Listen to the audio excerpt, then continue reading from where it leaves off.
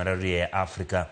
Bang' jotelo ne owacho dhok achiel e nyayo dongruok kod lony manyasani tiyo kanyakla gi joket mwandu kod keto chenro makare mondo mi bombe kaka Kisumu odongre maonge kidieny madong chien. Magi oyangre mar ndalo 3 mar Africa Smart Cities e bomano. Kamano oyangre ni rach mar gedo mag kuonde dak mayuto ji ni piny kod apeyni nok mag omenda moko kuom midhiero mapod nono bombe ma Kisumu ma bende mono gidongore e yo makare.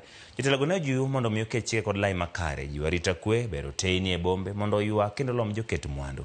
Ka bende bero sekta mar pur lupo kale keto nam lule maler nyaka bende rangi.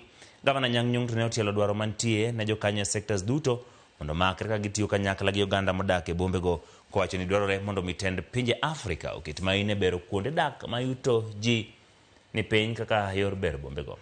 Mabeyo mwatimo to gi kuonde ma wane gi gaps, ma wane gi ng'ikruok, ma wan bende wadware konyruok mondo gikonywa gi modern technologies, nikech above all the key things are on innovation, investors tapping mostly on education and matters ICT, to gi weche mag climate resilience and urban planning. What we are also targeting is actually generally agriculture. We are so key in sweet potatoes. We want to be key in the areas of tomatoes. We want to be so key in value addition. ASCA's vision to build smart cities and townships that are inclusive, sustainable, resilient, and digitally enabled will be achieved, and through that, people can be assured of growth. We are building the center of excellence of the programs in Kisumu.